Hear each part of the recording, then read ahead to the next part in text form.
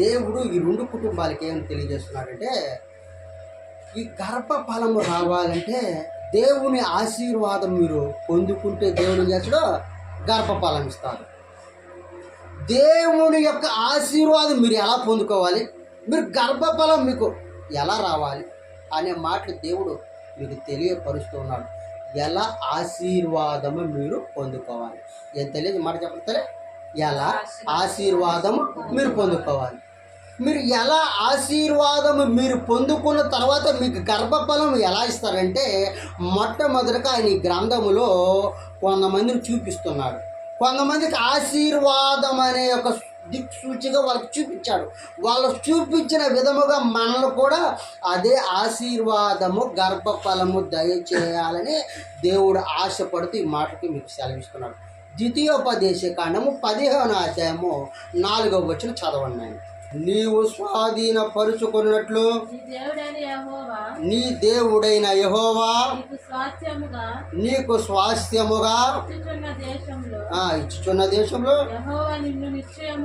యెహోవా నిన్ను నిత్యముగా ఆశీర్వదించును. ఇక్కడ ఎవరిని ఆశీర్వదించాడంటే, మొట్టమొదటిగా మోషే ద్వారా ఇశ్రాయేలు జనాంగాన్ని, ఎవరినైనా మోషే ద్వారా ఇశ్రాయేలు జనాంగాన్ని ఆశీర్వదించాడు. ఎలా ఆశీర్వదించాడంటే ఆడ మాట అంటున్నాడు, అయ్యా మోషే, నేను ఇశ్రాయేలు జనాంగానికి వాళ్ళు చేసిన ఆనాడు ఐగుప్తులో మొరపెట్టుకున్న వాళ్ళ యొక్క గోడు నాకు వినబడినది, వాళ్ళ బాధ నాకు వినబడినది, వాళ్ళ కష్టము నాకు వినబడినది. ఇప్పుడు చెబుతున్నా, ఆనాడు ఐగుప్తులో ఇశ్రాయేలు జనాంగము ఎలాగైతే నలిగిపోయారో, ఈరోజు నేను చెబుతున్నాను, ఇశ్రాయేలు జనాంగానికి నువ్వు మరి చెప్పు, వాళ్ళకి నేను ఇవ్వబోది స్వాస్థ్యమైన ఇశ్రాయేలుకి ఇవ్వబోతున్న దేశము ఎలా ఉంటుందంటే, పాలు తేనెలు ప్రవహించే దేశముగా ఉంటుంది. అది ఒక మంచి దేశముగా ఉంటుంది. మంచి బహుమానము వాళ్ళకి నేను ఇస్తున్నాను. కాబట్టి మోషే, నీ యొక్క ఇశ్రాయేలు జనాంగానికి ఏమని తెలియజేస్తామంటే, ఒకరినొకరు అర్థం చేసుకునేవారుగా ఉండండి. ఎలా ఉంటుంది, ఎలా ఉండైనా ఒకరినొకరు అర్థం చేసుకునే వారుగా ఉండండి. రెండవదిగా ఒకరినొకరు సహాయము చేసుకునే వారుగా ఉండండి. మూడవదిగా ఒకరి బాధలు ఒకరు అర్థం చేసుకునే వారుగా ఉండండి. మీకు కష్టం వచ్చిందా, మీ బాధ వచ్చిందా, ఒకరినొకరు పంచుకోండి. ఇప్పుడు ఈరోజు ఈ రెండు కుటుంబాలు వాళ్ళ కడుపులో ఉన్న బాధ ఆవేదన ఇది, అయ్యా మాకు గర్భఫలం దయచేయ్యా, మా బాధలు ఇదయ్యా, మా కష్టములు అయ్యా, మాకంటూ ఒక గర్భఫలము మాకు ఇస్తే నిన్ను మేము విడిచి పెట్టవు అని వీళ్ళ యొక్క మనసులో ఉన్న ఆవేదన, వీళ్ళకున్న ఆవేదన వాళ్ళకే వాళ్ళు ఉండకుండా మనలో కూడా వాళ్ళతో పాటు ఏకీభవించి దేవుని అడిగేదానికి మన మధ్యవర్తిగా మనం నిలబెట్టుకున్నారు. ఈరోజు ఆ విధంగా మన అందరూ కలిసి ఇక్కడ నిలబడి ఇక్కడ కూర్చొని చక్కగా దేవుని ఏదో ఆర్జిస్తున్నాం. ఏమంటే ఈ రెండు కుటుంబాలకయ్యా వాళ్ళ ప్రార్థనా శక్తే కాదు, మా ప్రార్థనా శక్తి కూడా కాస్త తోడయ్యి వాళ్ళకి గర్భఫలము దయచేయ్యా. దేవాతి దేవుడికి రెండు కుటుంబాలకి గర్భఫలము దయచేయను కాక. వీళ్ళకి గర్భఫలం ముందుగా దేవుడు వీళ్ళకి ఆశీర్వాదము, మిండైన ఆశీర్వాదములు దేవుడు రెండు కుటుంబాలకు కలుగజేయను కాక. మోషే ద్వారా దేవుడు ఇశ్రాయేలు జనాంగానికి చెప్తున్నారు, అయ్యా ఒకరినొకరు సహాయపడే విధంగా ఉండమని చెప్పు. వాళ్ళకి కానాను దేశానికి వెళ్ళాలంటే, ఈ 40 సంవత్సరాలు ప్రయాణించాలంటే ఒడిదుడుకులు ఉంటాయి. వాళ్ళు చిన్న చిన్న వాటికి కూడా అయ్యా దాహం, అయ్యా చికెను, అయ్యా మట, వాళ్ళు అసలు చికెన్ ఆ విషయంలో చూస్తే ఆ సందర్భం ఉంటే నాకు చాలా విషయం ఏంటంటే, దేవుడు ఎంత చేసినా వాళ్ళకు రుచులు కొడతా ఉన్నారు. దేవుడు ఏమంటున్నాడు, అయ్యా నేను చెప్పిన నడుచుకుంటూ పోనంటే వాళ్ళు చికెన్లో మటన్ అడిగాడు. అప్పుడు ఏం చేశాడంటే గ్రంథంలో చెప్పాడు, వాళ్ళకి కావలసినంత ఇచ్చాడు. ఏదే ఇశ్రాయేలు జనాంగము కసురుకున్న వాళ్ళకి ఇబ్బంది పెట్టించిన మోషే ఏం చేశాడంటే ఓర్పు కలిగి సహనం కలిగి ఒక లీడర్ పాత్రను వహించి మోషే జనాంగాన్ని తీసుకుంటూ వచ్చాడు. ఈ 40 సంవత్సరాలు ఆ హిస్టరీ చూస్తే ఒక్కొక్క దగ్గర ఒక్కొక్క ఘట్టం జరుగుతుంది. కానీ దేవుడు వాళ్ళు హింసించినా ఇసిగిచ్చినా ఏం చేసినా దేవుడు మోషేని మధ్యవర్తిగా పెట్టుకొని వాళ్ళ చక్కటి పాలు తేనెలు ప్రవహించే దేశం వైపు చూపించాడు. అక్కడ పోయిన తర్వాత సంథింగ్ అక్కడికి అందరూ కొంతమంది పోయారు. వాళ్ళు కూడా దేవుని యందు నమ్మకం విశ్వాసము కలిగిన వారు మాత్రమే వెళ్ళగలిగారు. ఇలా ఈరోజు ఈ వాక్యం ద్వారా అంటున్నాడు, మోషే ఇశ్రాయేలు జనాంగానికి తెలియపరిచినట్లు అన్ని విషయములు హెచ్చరించుకుంటూ తీసుకుంటూ వెళుతూ ఉన్నప్పుడు ఈరోజు ఈ వాక్యం ద్వారా దేవుడు అంటున్నాడు, బిడ్డలారా, మీకు 2 కుటుంబాలకి గర్భఫలము రావాలంటే ముందుగా నా యొక్క ఆశీర్వాదం మీరు పొందుకోవాలి. మీరు ఎలా పొందుకోవాలంటే ఒకరినొకరి పట్ల అర్థం చేసుకునేవారుగా ఉండాలి, ఒకరినొకరు సహాయపడే వారిగా ఉండాలి. మీరు బాధలు కష్టాలు సంథింగ్ ఏమొచ్చినా సరే మీరు స్టాండర్డ్గా నిలబడి నా యందు ప్రార్థన చేసేవారుగా మీరు ఉంటే మీరు గర్భఫలము మీరు పొందుకుందురుగాక. అలాగే రెండవదిగా ఇస్సాకును తీసుకుని వచ్చాడు. ఏంటంటే ఇస్సాకును కూడా ఎలా ఇచ్చాడో అబ్రహాము ఇస్సాకుని బలి ఇచ్చేదానికి కూడా రెడీ అయిపోయాడు. కానీ ఆ యొక్క విషయంలో అబ్రహాము తన కొడుకు విషయంలో నా తండ్రి అడిగాడు కాబట్టి నేను నాకు ఈ లోకంలో ఇంకా నాకే అవసరం లేదు, నా బిడ్డ పోయినా పర్వాలేదు అని చెప్పి తన కొడుకును కూడా అక్కడికి తీసుకొచ్చి బలి ఇచ్చేదానికి రెడీ అవుతున్న సందర్భంలో వెనకాడకుండా జంకకుండా సందేహించకుండా తన కొడుకును కూడా బలి ఇచ్చేదానికి ముందు వెనక ఆలోచించాలి. కానీ దేవుడు ఆ పరీక్ష పెట్టాడు కాబట్టి ఆ పరీక్షలో అబ్రహాము గెలిచాడు కాబట్టి అబ్రహాము తదునంతరం వరుసగా వస్తుంటే ఇస్సాకును కూడా ఆశీర్వదించాడు. ఈరోజు నిన్నంటున్నాడు, మోషేను ఒక నాయకుడిగా నిలబెట్టినట్లు, రెండవది అబ్రహాము పరీక్షలో నెగ్గినట్టు ఇస్సాకును కూడా తదనంతరము ఆయన్ని తీసుకొని వచ్చి నిలబెట్టినందుకు దేవుడి యొక్క నడవడికలో ఈరోజు ఈ 2 కుటుంబాలను కూడా దేవుడు నిలబెట్టునుగాక. దేవుడు మిండైన ఆశీర్వాదాల గర్భఫలం మరి మీకు దేవుడు ఇస్తాడని ఆశ మీకు కలిగించునుగాక. అలాగే నేను మూడవదిగా యాకోబు విషయానికి వద్దాం. ఈ యాకోబు అంటే ఒకసారి నాయన ఆదికాండం 26వ అధ్యాయము 1-3 వరకు చదవండి. అబ్రహాము దినములలో వచ్చిన మొదటి కరువే కాక మరి ఒక కరువు ఆ దేశంలో వచ్చెను.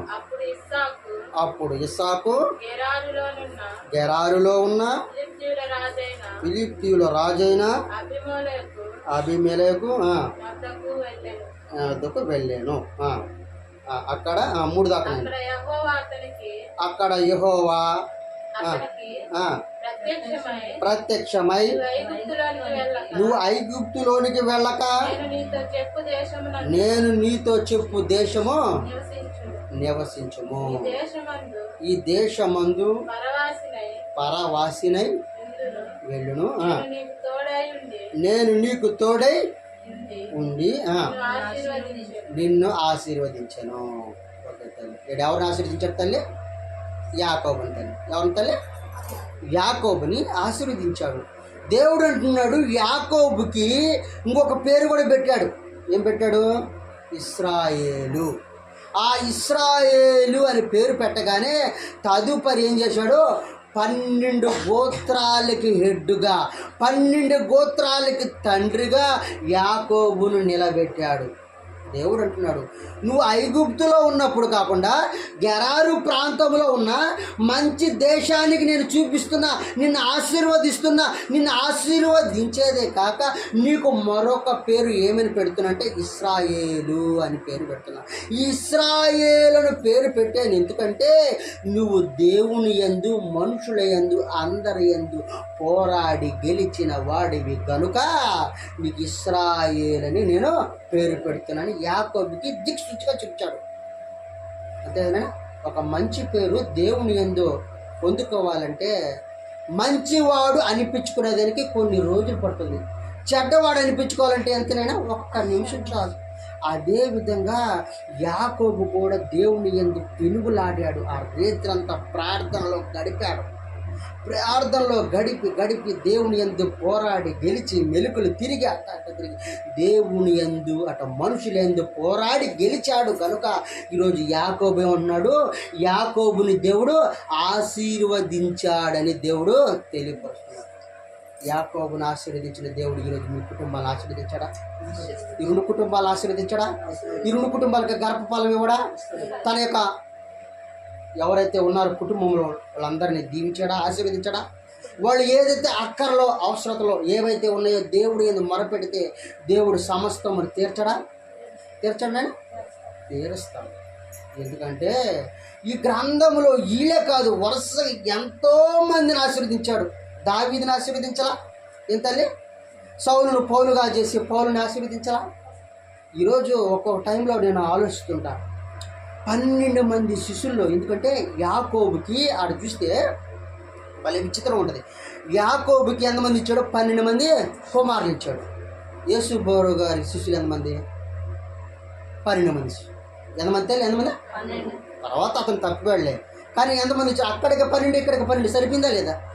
అక్కడ 12 మంది గోత్రాలకి, ఆడ 12, ఈడకొచ్చేలేక 12 మంది శిష్యులు. చూడు ఎంత తేడా ఉంది, ఎంత వేరే ప్రణాళికలు. బైబిల్ గ్రంథము ఒక్కొక్కరు అంటారు, నేను ఒకరు ఉన్నారు, ఆయన అంటున్నాడు ఆది కాండము ఈ పాత నిబంధనతో ఉంది కదా, కొత్త నిబంధనకు అనుకూలంగా తీర్చిదిద్దారంట. అంటే మనకే మనం రాసుకొని చెప్పామంట, కల్పిత కాదంట. ఒకరు అంటుంటే నాకు అర్థం ఇది అనేది చాలా మంచి మాటలే, ఎందుకంటే అది అనుకూలంగా రాసేమంట. కాదు, అది జస్ట్ ఆ టైంలో ఆ కాలంలో ఏ టైంలో ఎక్కడ జరగాలి, ఎలా ఉండాలి, కాలాలు సారంగా ఎలా ఉండాలి, ఎలా జరుగుతుంది, ముందు వెనక అన్ని విషయములు కలగలిపి రాసిన గ్రంథము. కానీ 72 పుస్తకాలు అన్నీ తీసివేసి లాస్ట్ ఫైనల్గా 66 పుస్తకాలను ఎందుకు జోడించారంటే, దీంట్లో ఉన్నది అంతా బైబిల్ గ్రంథంలో ఒకే ఒక మాటలు చెప్పాలంటే తల్లి, ప్రేమ అనేది చూపిస్తుంది. ఏం చూపిస్తుంది తల్లి? ఏం చూపిస్తున్నాడా? ప్రేమ అనే మాట ఎక్కడ చూసినా సరే. ఇప్పుడు మోషేని ఆశీర్వదించే ప్రేమను దేవుడు ప్రేమ చూపించాడా లేదా? అబ్రహామును ప్రేమను దేవుడు ప్రేమ చూపించాడు లేదా? ఇస్సాకు ఒక్కరు కాదు, బైబిల్ గ్రంథంలో ఉన్న వాళ్ళందరికీ దేవుని యొక్క ప్రేమను చూపించాడు. కనుక ఈ 66 పుస్తకాలకు ఒకే ఒక మాటలో తెలపాలంటే, ప్రేమ అనేది ఎలా ఉండాలి, నువ్వు ఎలా ఉండాలి, నువ్వు ఎదుటి వారికి ప్రేమ అనురాగములు పంచాలనేది దేవుడు తెలియపరుచుండే గ్రంథం. ఊరిని ఆషామాషి గ్రంథం కాదు, 12,000 పుస్తకాలు ఉంటాయి. కానీ అన్ని గ్రంథాలలో కానీ ఏకైక పుస్తకము, ఈ పుస్తకము ప్రపంచంలో లెవెల్లో కంటే ఎక్కువగా ముద్రించబడిన గ్రంథము ఈ గ్రంథము.